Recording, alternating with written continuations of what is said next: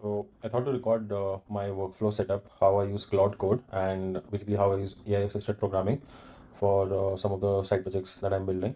And for this video, I thought I'll make a API gateway using HAProxy. So I found this nice PDF collection of articles by the official HAProxy blog, where they have written some basic overview on how HAProxy can be utilized as an API gateway, and all the different patterns that are required for API gateway, like routing, load balancing, health checks, and metrics, logging. All of that is covered, even authentication. And for this project, what I thought was I'll probably I'll give this as an initial prompt about what I really want from the tool, which I want to build, and then iteratively build using Claude Code. So here I'm using Claude, the web UI, where I just give a basic set of features that I need from API gateway. We are not doing anything fancy, just like health checks we'll need the ability to support multiple backends for a single upstream. And then basic header authentication check is enough for this project. So we'll do the user groups thing as well for the authorization and the authentication. And the interface for this tool, like API gateway, can be a YAML file. YAML file can be the source of truth, which can then be rendered to a proper haproxy.config file, and that can be run by the user the way however they want. So this gives a nice isolation between how the state and the control plane, basically the data plane and the control plane. So the control plane is just HAProxy, and data plane will be the tool that we'll build. And in the initial prompt, this is using Opus model. So in the initial prompt, it wrote a Python script to create a YAML file and parse it, and then generate a HAProxy out of it. But this prompt basically was useful for getting an idea of overall high level spec of the YAML file. So you can see this global block is for defining the HAProxy global and default settings. Then we have our front end, where it's using the HAProxy naming terminology, where they use front end for the client connections and back end for the server connections. But we can obviously define this later. And then you can see users is a map of users with their API key and what all groups they have access to. And then finally we have the routes. This is the most important section, where we tell this is the API gateway route, and then all the health checks we define there, all the upstream servers we define, and then if any additional HTTP routing options you have to give, we can give here. So this is the initial spec. While it's not too friendly or brilliant at first sight, but it just gives a nice starting point for us to iterate on this. So yeah, we'll now what I did after this was I wanted so I didn't want a Python script, because I wanted a CLI application mainly. So that's what I prompted it to think in those lines, where the user will have a CLI application which can read the YAML file, or it can edit as well, parse it, and generate a HAProxy config file. So now this time it actually did a implementation of the API gateway architecture for the CLI application, but it went a bit too broad and too over-engineered. Like it started adding support for live reloads using the HAProxy socket, and it made the assumption that HAProxy runs alongside this configuration CLI tool, whatever. But in the real world, it may not necessarily be that, and we can have multiple HAProxys as well. So this assumption where the socket is accessible, the Unix socket is accessible to the tool, that is not really true in a distributed environment.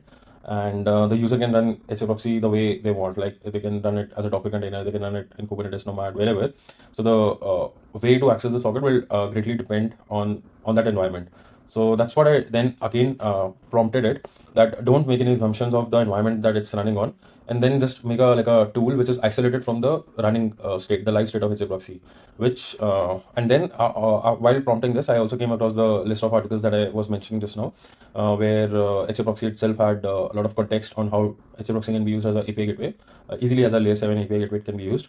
So this time I asked it to create a deep, using the deep research, I asked it to prepare a research report, and it covered pretty much all the points. It even included some references, links to third party, non-official blog posts as well, which were not a part of initial prompt, which was nice to see. And then it covered really detailing about how we can use maps for ACL rules, which will keep our main config cleaner, and all the ad hoc arbitrary rules using for the authentication via the header can just go in a map file, and even the route declarations can go in a map file. So that was pretty cool. Although that was covered in the blog post, but the way it distilled that information and made a actionable, ready to use, ready to be consumed research report was pretty nice. So now after this, what I did is I took this research report and gave it to Gemini, where we have So I gave it to Gemini 2.5 Pro. I copied the same research report and I told that I specifically want a CLI application to use for my API gateway, to interface with my API gateway. So I told her to like design a CLI application basically, and then it covered the overall high level design view where it added some commands in it, status apply, all of that is good. And it even had the ability to edit the YAML file, which is what I was actually also looking for, where if the user wants to quickly add something or edit something or even view the YAML file in a nice concise way, they can obviously do these commands and get a gist of what is running in the current API gateway. So with this, and it even gave me the YAML specification, which it was missing in the initial prompt. So when I prompted it to also give the YAML specification, it gave me this, which is much better and much more easy to use compared to what the Claude version had given. That was very over-engineered. This is much more simpler, where it has a bunch of upstream services and then users and then routes. So initially I was confused that why did it decide to split routes and services? Ultimately they're the same thing. But then I asked Gemini why it did decide that. Then it told me a really nice explanation that you can have multiple routes for the same service basically. So let's say you have a user service, you can have a public facing route and an internal route. In the internal route, you may not want to do authentication, or you may want to have a higher rate limit. So you won't have to copy paste the upstream section, the health check section again and again. You just define the upstream service once, and then routes will have the IP policies. So we can have IP allow list, deny list also. We can have different IPs in the different routes. So all of that is possible with just a single service. So otherwise we will end up with this duplicate thing.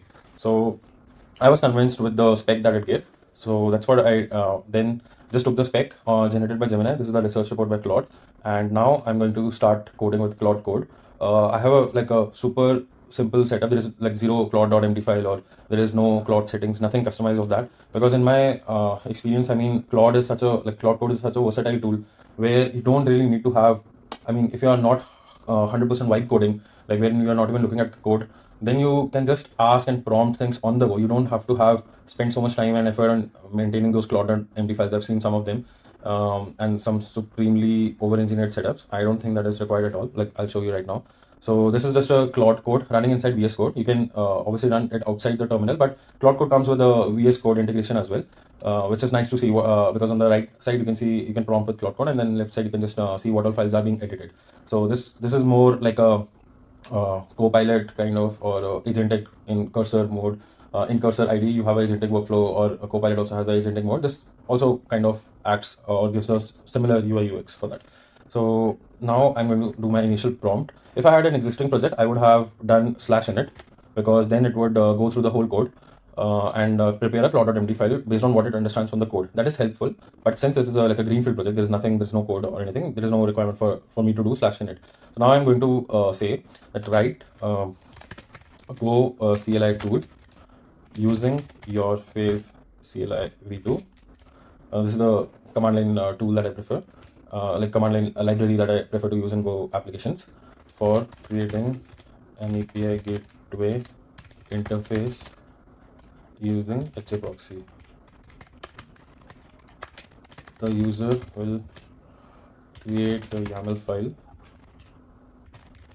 for creating routes, services, users, etc. And we need to pass that and prepare a fully functioning HAProxy configuration. We want so you should use a basic HAProxy config file as a text template, and then use that using embed fs to load in our app. Take the values from the existing YAML file and then render generated HAProxy config including maps. Okay, there is one more thing. First go through the whole spec, and then I'll tell, as well as understand how HAProxy can be utilized as an API gateway using the HAProxy research file that we have. Then come up with the plan. Now this is most important thing. So I'll do a shift tab. This opens the plan mode. So what it means is it won't immediately start writing code. It will give a high level plan of what it what it will do based on the initial prompt, and then it will create a list of to-dos of what all has to be done. And then when you go through this process, it will keep on checking off the to-do items automatically. So it automatically will keep a track of to-do items that it has to do, which I feel is a really nice UI pattern compared to other tools that I've tried in the past. I've tried IDER, I've tried Cursor, Windsurf, all of that. Claude Code is the one that I'm sticking with for now, and in my experience, it works really well. So, okay, so I'm telling it to come up with a plan for implementation. I'll also tell what all things that it has to do, things to consider. Don't hard code. Okay, that we have already mentioned, that don't hard code the template file inside the code. What all we can say, things to consider. Okay, the feature set of the API gateway is concise and minimal. It only needs like health checks, multiple upstream support. Round robin is enough. You don't need the complicated weight load balancing in the first go. We can have metrics using HAProxy default Prometheus exporter, and we can have nice structured logging for our API endpoints. Then we need health checks we have covered. Yeah, I think we will need IP based policies for allowing, denying, and or we can just say allowing the request, because by default everything is denied. If specified, we can users groups for doing authentication and authorization using header keys. That's it, using all header keys. Check the spec and plan it out. That's it. So we have given a proper prompt, and then it's going to go through it. So even for creating the planet, created the to-dos. You can see here.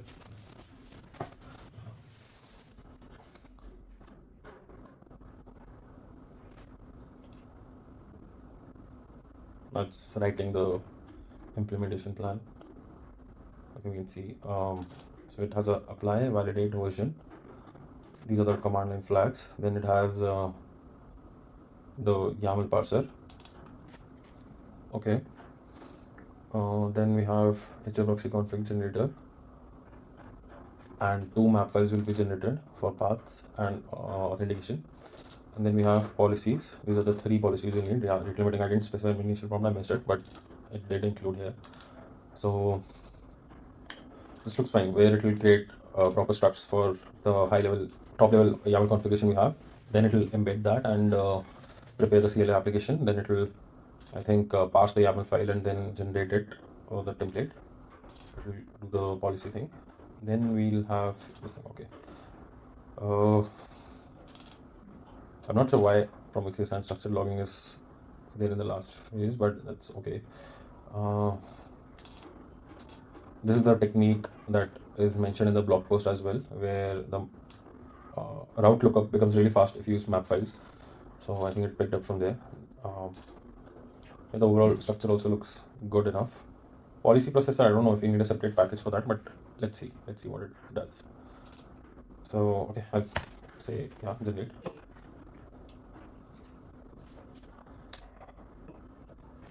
So it has created 2 items for the whole plan, I think. Oh yeah. Okay. It's creating the Go project and all the file structure.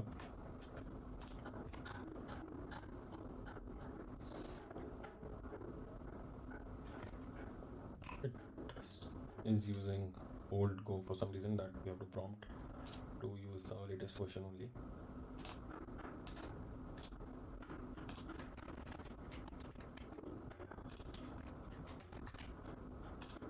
Yeah, we can run.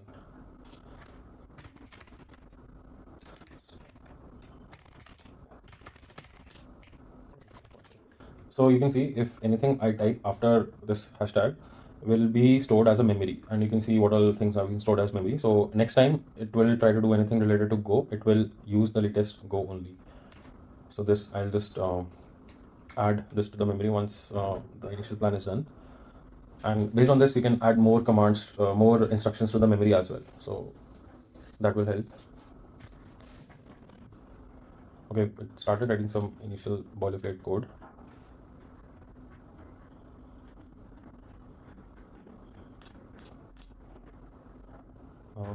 So this is the YAML validator.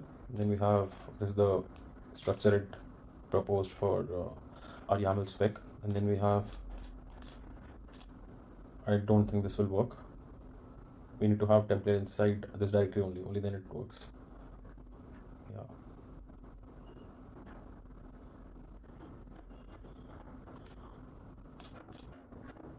This is the default HAProxy configuration that it has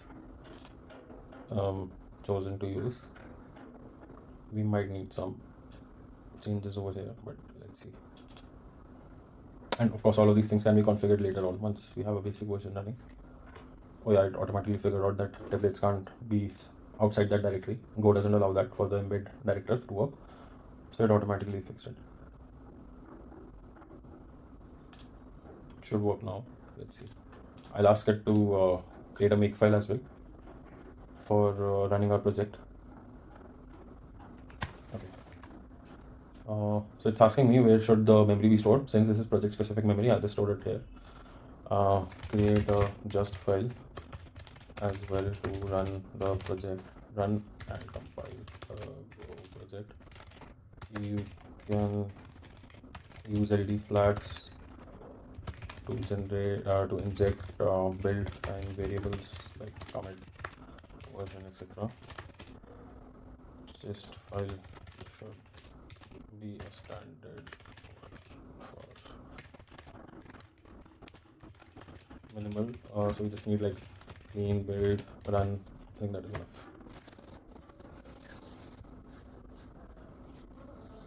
It also wrote an example file. Let's see that. This is the, I think the same file that Gemini had written, so it's using the same one. Nice.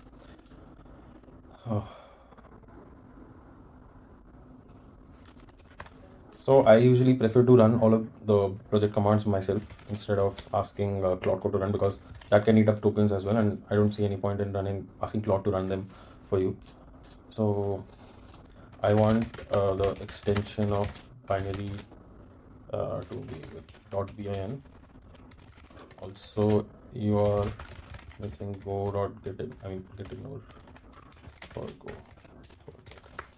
Go. Let's add this, and then we'll run the binary. We'll delete this. So you can see the just file that it generated.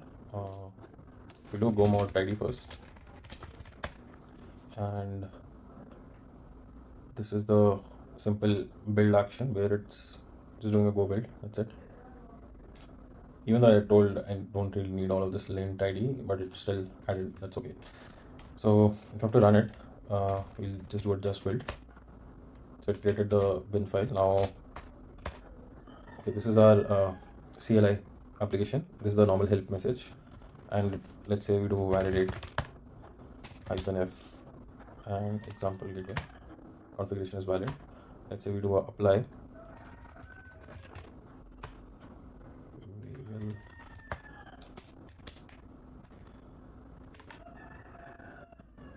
Okay, so it generated our output directory with maps and the file. Now I want to test whether this works or not. I'm not sure if stick table is supposed to be defined over here. That doesn't seem correct to me, but I could be wrong. Yeah. We'll ask it to create a development setup. Create the local dev Docker setup using Docker Compose. We can use latest HAProxy image. Let me check what is the HAProxy Docker.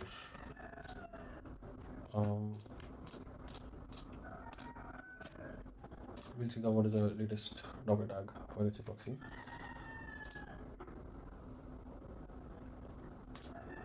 .3 is the latest, or yeah, we can just use LTS. That's fine. LTS bookworm should be okay.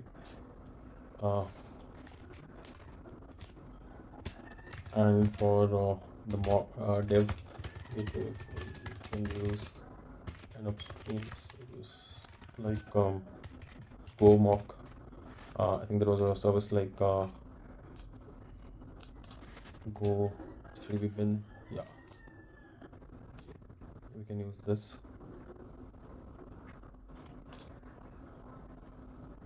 The Docker version is this.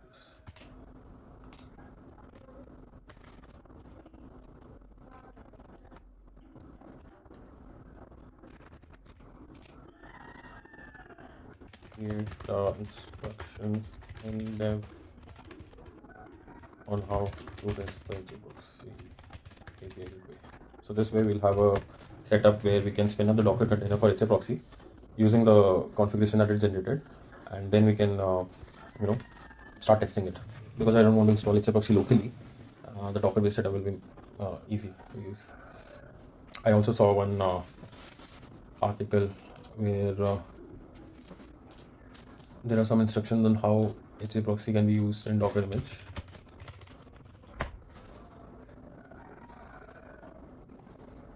I think this we can just ask, because I think for the socket we have to give the permissions like this in the Docker image. For this example, we can just assume that that's how it's going to be. Yeah, I'm not sure why in dev folder itself this seems wrong, because what we want is we want our Docker, our binary to write these config files, not to hardcode them. So, and it's getting the certs. For this example, we can just assume that this SSL termination has already happened one layer above this HAProxy. Maybe it could be ALB, maybe it could be Cloudflare, could be anything. It's not a concern for HAProxy as an API gateway. That assumption we can always begin. So let's don't consider SSL like termination. Don't consider like TLS termination, and remove these SSL certs. The tool should just use output. This also we'll do ourselves. The tool should just create the config files in output directory using example file we had.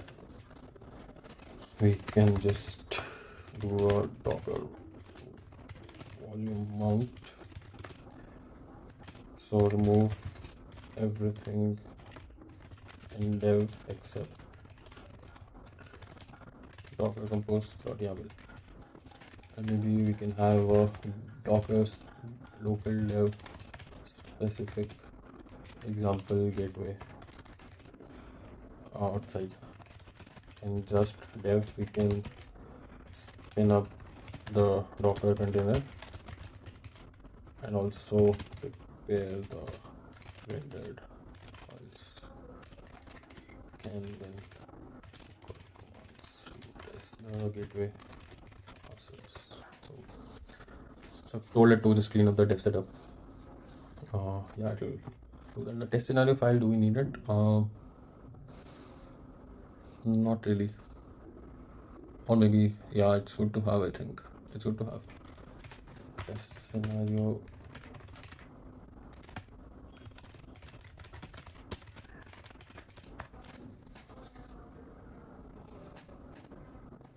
Okay.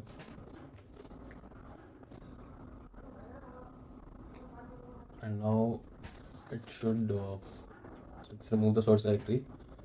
It's doing the volume mounting. It seems correct. I'm not sure if this is correct. Let's see. I think it should contain the file name as well. We're not wanting the directory on the file.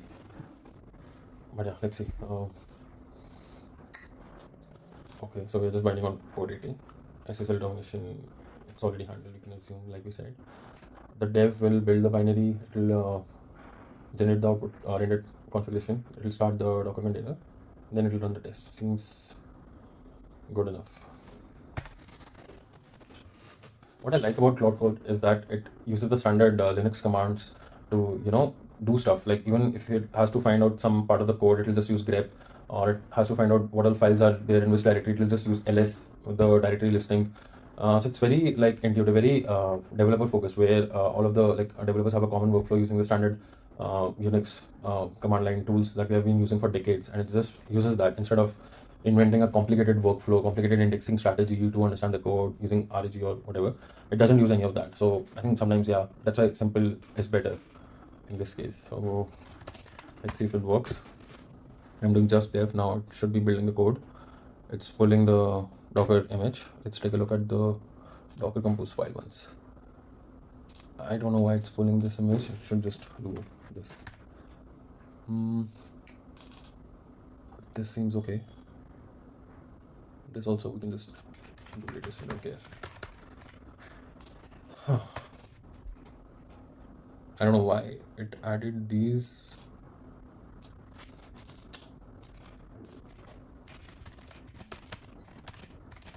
Just use localhost network interface even in test.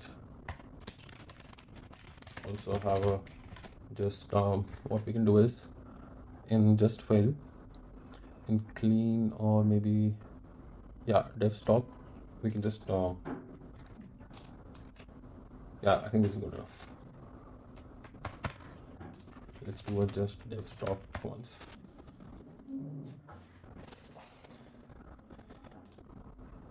Since all of these are on the same network, right? HAProxy can just reach them using the DNS names. That's what it should have done in this file. Okay, this is the file. I think we can get rid of this as well. This is duplicate file. We don't need it. So you can see these are the upstream. These are the Docker container names. It will automatically get resolved since HAProxy is running in the same Docker network.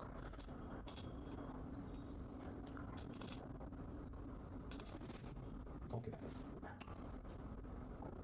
Let's see now. Just if. Okay. Let's see if first of all is HAProxy even running or not. Let's see. Dev Docker compose ps. It's not running. You can see. Let's fix this first.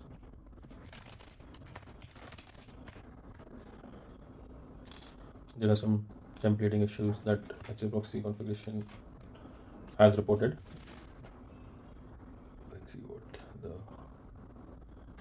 output file has.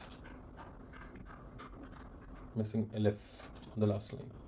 Is that all? Is that all it's missing? That's weird.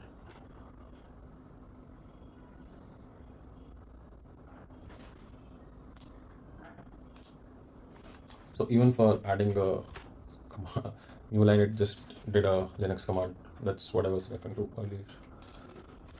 We'll stop and start.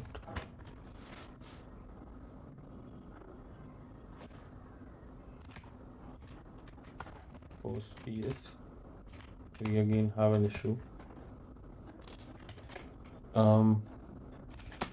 We did build it again, I think, or not. Just dev stop. Just file will tell us in dev we build it, and yeah, we generate it again. So this time again the rendered configuration doesn't have. Let's try doing this again manually, and we can see how we have it here. So -o output. Yeah, there's no config for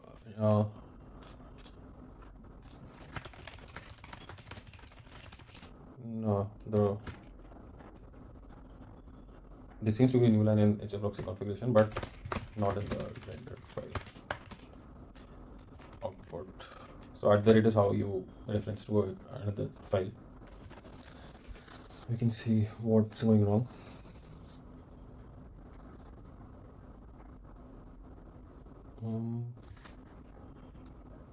We did build the binary, right?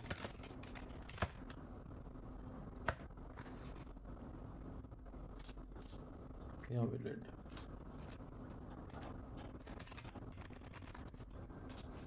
I mean,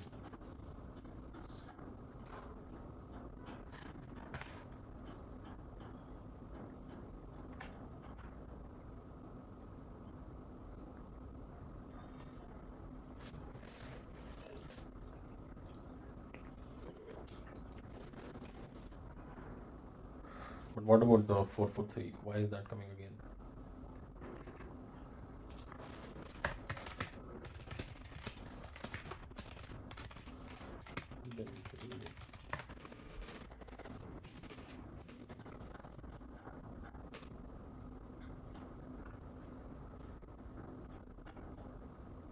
Oh, we have a problem. We have been referring to the wrong template file for no reason. Remove the duplicate template file which is unused and causing confusion. I mean, I could have done this delete myself, but I just want Claude to also understand that this is not a part of project anymore.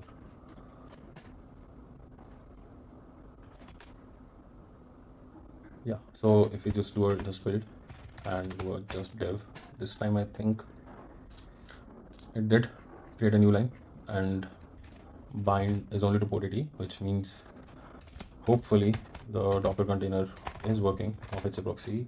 No, it's giving some error, but could be a different error this time. Yeah, stick table is not supported in default, so that's what I was wondering. So this is definitely some HAProxy templating issue. Stick table is part of a front end, correct? So that's what it should have done. Even the Prometheus metrics part is not supposed to be here. We can just do dev stop and just dev and docker compose ts. We again have an issue. Again, it's saying stick tables is not supported, but I can still see it here. That means the template was it not fixed. Let's see. Just dev stop. Just dev. Let's see the generated file. Stick table is not here anymore, but okay, now we have a different error, which seems to me that this is like a Docker error that we have already found it here.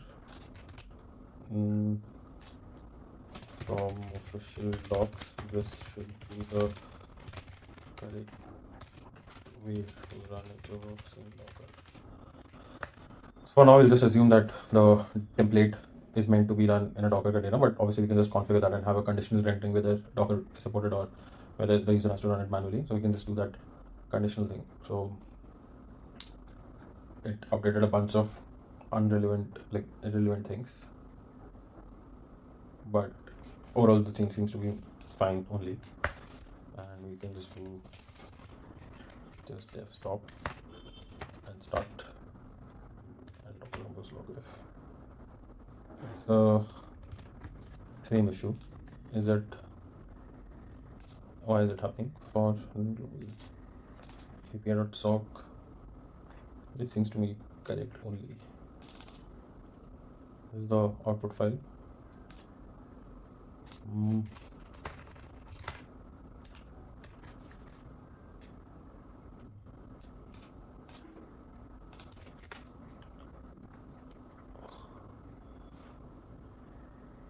Okay, it's removing this socket, but that seems wrong.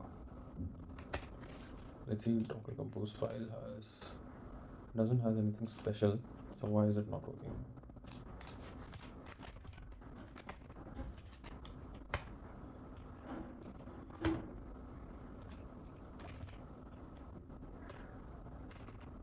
Okay, the HAProxy container seems to be up, I think. Let's try our script to properly test. I'm sure there will be issues here, but let's see.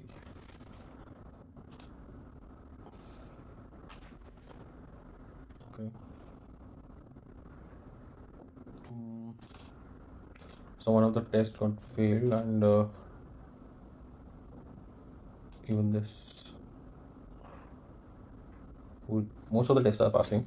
Let's see what has failed. So load balance should be endpoint, expected 200, got 404. That could be because it's expecting this to give a 200, but we are not sure whether the upstream has a 200 for this thing. Let's see. So it's Oh, we are not using ports for this, so we can't even test it. We can't even test these upstream services ourselves because we're not forwarding the ports to the local network interface. So I'll just ask in Docker Compose, we are not forwarding ports for HTTP ping services. It will be nice to, and let me just do the dev stop and open a container on the right side. Okay. Yeah. Now if we start it, port 8001 already.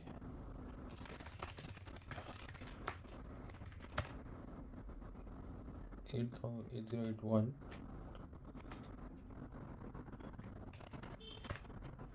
is for something else is running, so we'll just use some different series of ports. That's fine. We can use 7081, 7082 and 7083 to test it locally. Now we have to call localhost 7081. Yeah, we have to start the containers again. Start, and the upstream had, I think, HTTP bin get. So yeah, it's 404 in the upstream itself. I think if we do this, we can get a proper 200 response. Use this for 200 response in test scenario.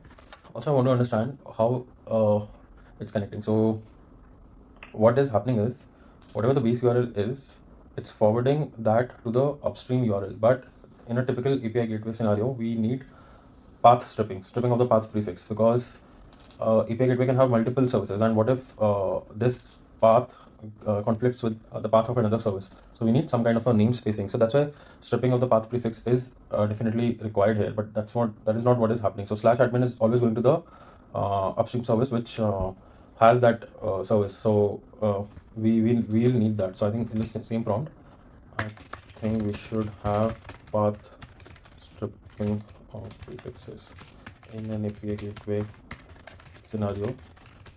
Let's say you have slash let's say you have a service called users and orders.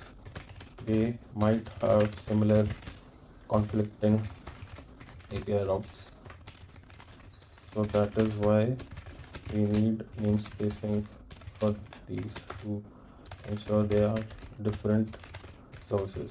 So when users, when the service has the endpoint, localhost port 7000, let's say, is the index URL for that API. Users is the service, and we have API v1 health. So if in our HAProxy API gateway a request comes for it should come for like users /API. So anything after users will be forwarded. Anything after users will be forwarded to upstream. This is a common pattern in most API gateways, including. So I'm doing a plan mode again here because I think this is I want to see what it's gonna do to the configuration before it tries to write the code.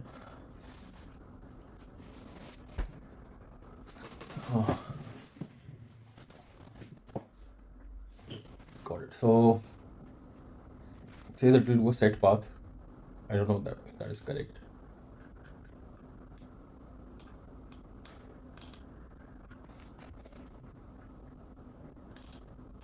Maybe it should just do a regex or something. Oh yeah, path stripping, it's using the regular expression for that path, and whatever is there after that, it's gonna do. So, or it could be an optional configuration as well, but I think for now this is good enough. So it's going to change a few things. It's going to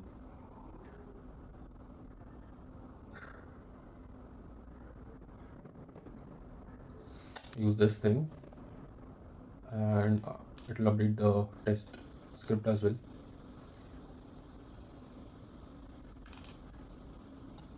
Let's see.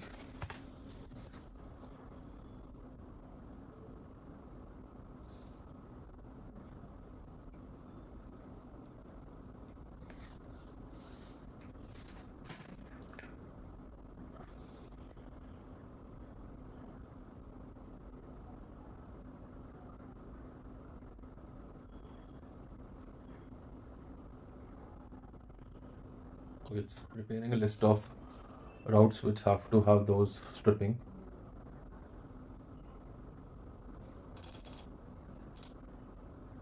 So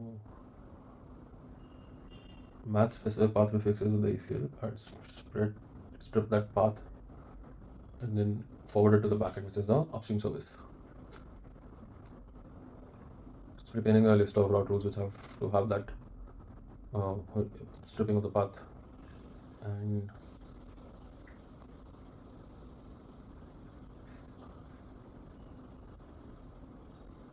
okay, there's a function it wants to use, but it's not public, so it just made it public.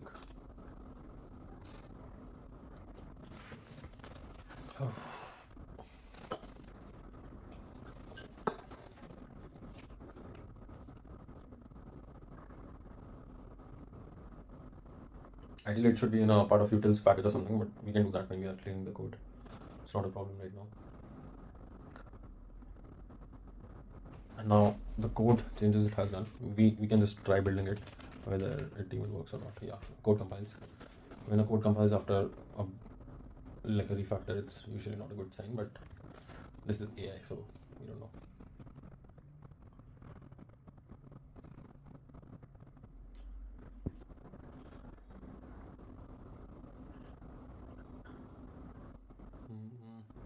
So the dev gateway file has some changes. Route, okay, this is the user's route. This is the entry point to the API gateway for the user service.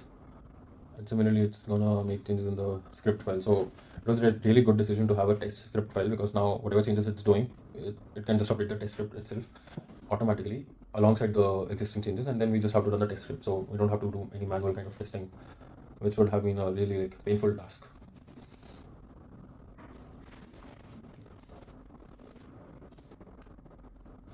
It's going to add a specific test for path stripping functionality as well.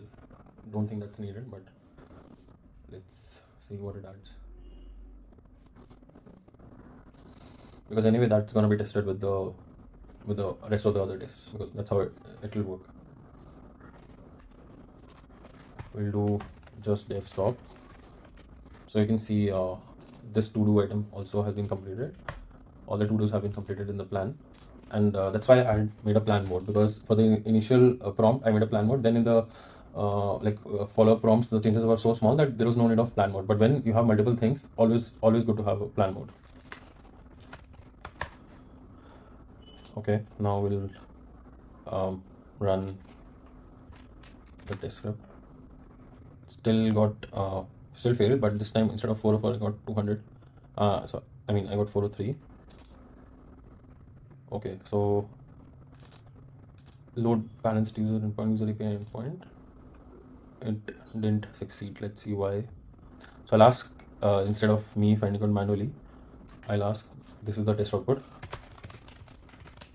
First, tell what failed and why, and then fix these issues.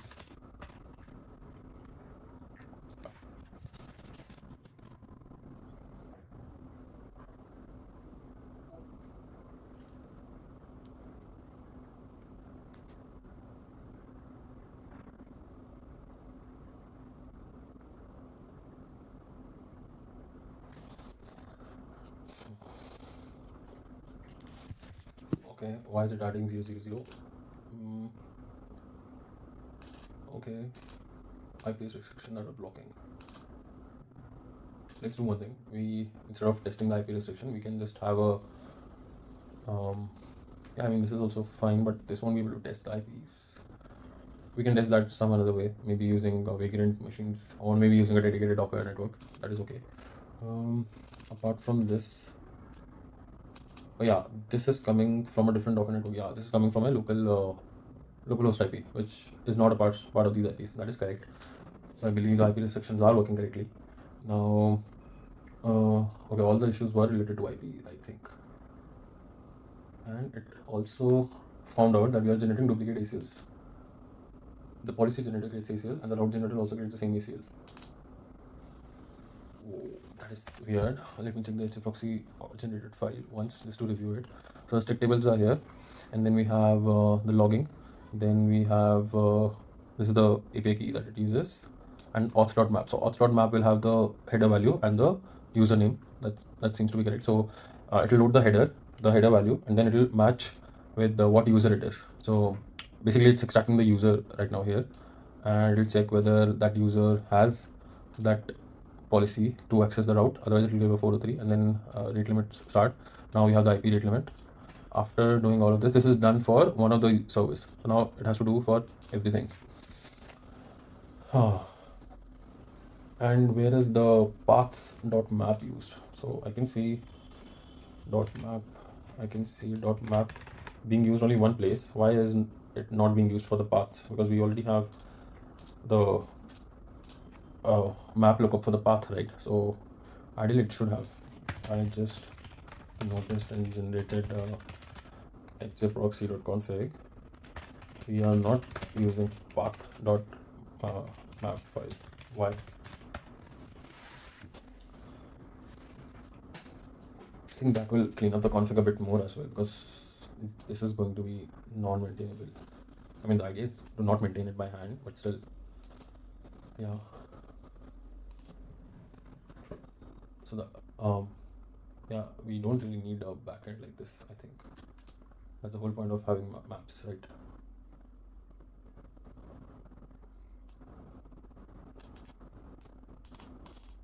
Okay, so the path of script, we need a different approach. We need to do the map lookup before path stripping, not after. Which is, it's overcomplicating, which is not unusual for Claude. So there is one more neat trick we could have done. Think hard, or even think harder, whether this is the best approach to solve while not complicating the code. So this think harder will prompt it to use the sonnet or the opus in a extra, like a thinking mode. This is the only way to trigger extra thinking, think deeper, think harder, ultra think, like all of that. So these are the phrases which are documented in Claude Code documentation. You can just refer to them.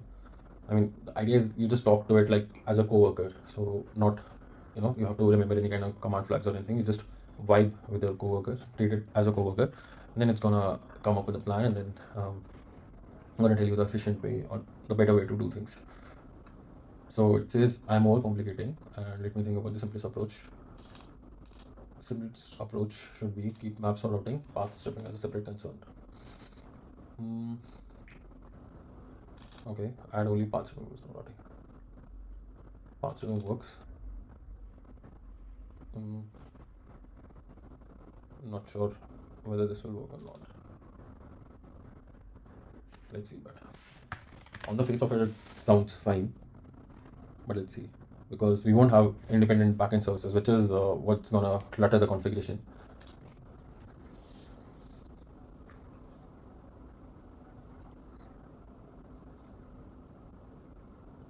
But I really hope this works. Just dev stop. We'll generate it again. Let's just ensure HAProxy is working. It's working. It generated the file. Okay. Did it use backend.map? So it used dynamic routing this time. Let's say the test scenario is still going forward. So path stripping is clearly not working here. Yep, we need to fix that.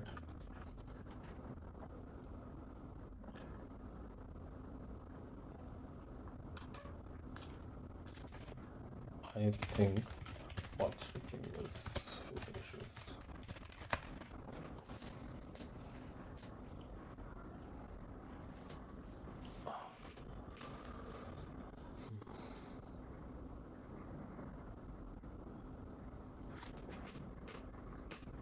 curl localhost 8404 stats. These are the HAProxy stats, I believe.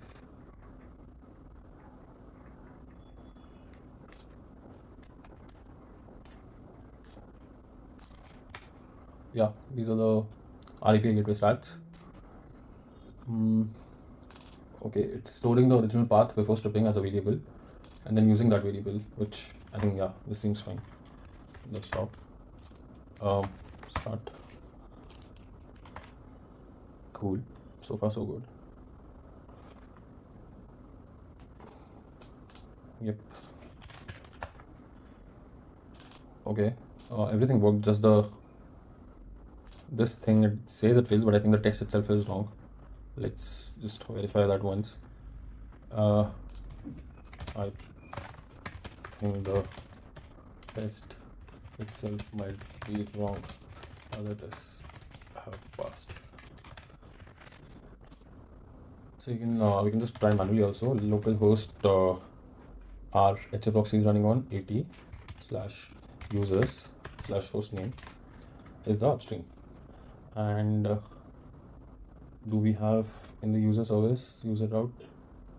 We are just doing IP restriction and rate limit. We can also add the header check just to try once that we need that.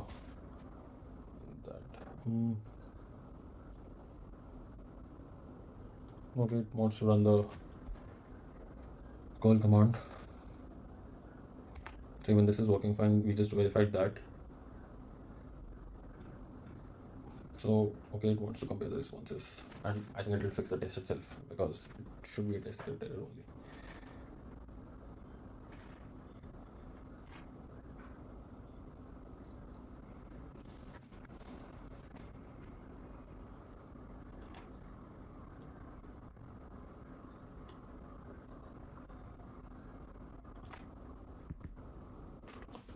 Again, it's using the standard Linux commands to do the things basically.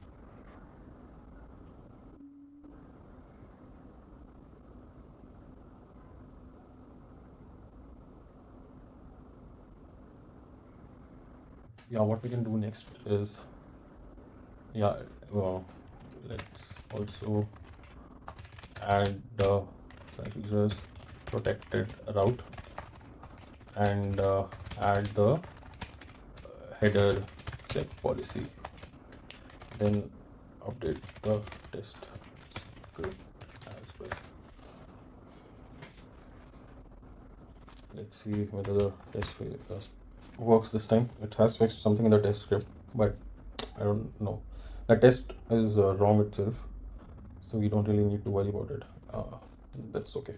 We can remove it. Yeah, so I've added the auth header thing. It's using multiple APIs. Let it be a bit simpler. The gateway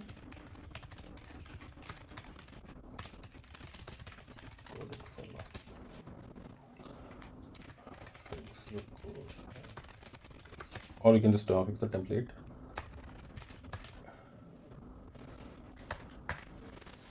Instead of supporting multiple headers, we can just assume one header for now. We can always iterate on this base setup that we have and make a really solid, robust API gateway step by step. This is just an initial prompt and initial capabilities of Claude Code that I wanted to share with you. And I think we're almost like 90% over there. This is just minor touch-ups that we are doing. Let me do a dev stop now. We'll regenerate.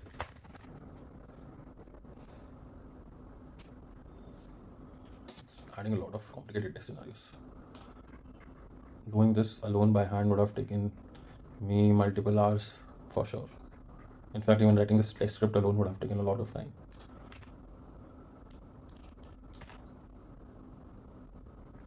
Okay, one test failed. We'll ask it and then we'll wrap this video up. Yeah, so only this failed.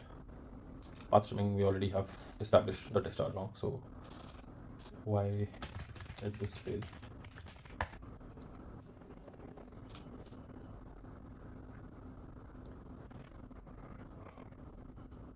Okay, it's trying out.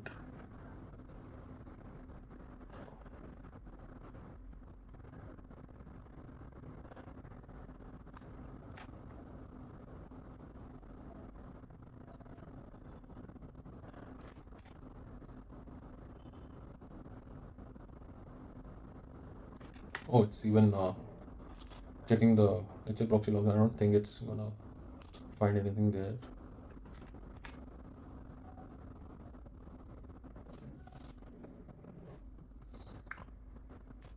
Our dev gateway has users protected. Okay, it found the issue. Okay, got it. Yeah, the specific routes definitely have to be added first. So that was our mistake. Actually, we should have given an explicit name. I think we are good.